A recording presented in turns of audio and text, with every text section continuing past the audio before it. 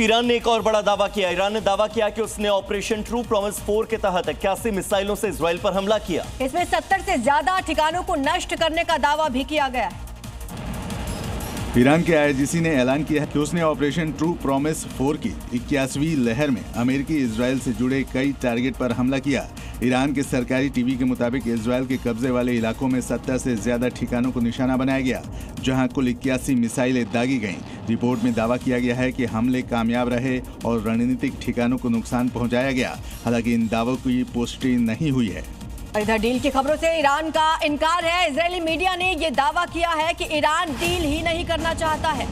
ईरानी विदेश मंत्री का हवाला देते हुए ये रिपोर्ट जारी की गई है। अभी कोई बात नहीं हुई है, अब्बास अरागची का ये कहना है।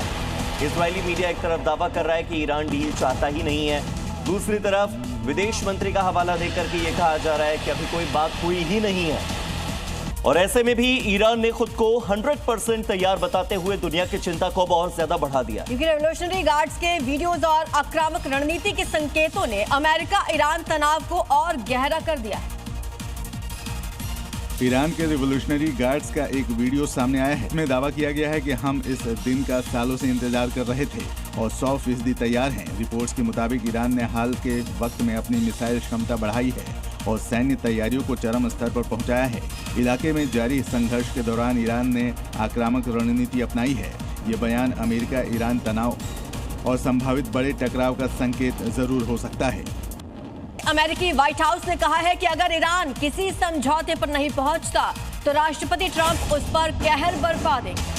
तो देखिए, ईरान को अमेरिका की सीधी सीधी चेतावनी है कि अगर डील नहीं की तो हम बड़ा हमला करेंगे, ट्रंप कहर बरपा देंगे। अमेरिका की ओर से ये धमकी, ये चेतावनी ईरान के लिए। कहा यह भी गया है कि ईरान की ताकत को पूरे तरीके से खत्म कर दिया जाएगा। तो एक और चेतावनी, एक और धमकी अमेरिकी राष्ट्रपति की तरफ से दी गई है। कहा ईरान को समझौता करना होगा, अगर डील नहीं हुई तो बड़ा अटैक किया जाएगा।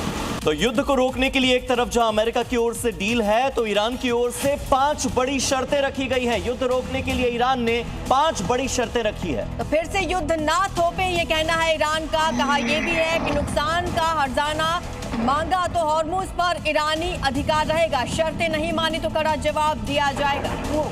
ईरान चाहता है कि उसकी इन्हीं 5 शर्तों पर यह युद्ध रुके, हॉर्मुज पर ईरान का अधिकार बरकरार रहे।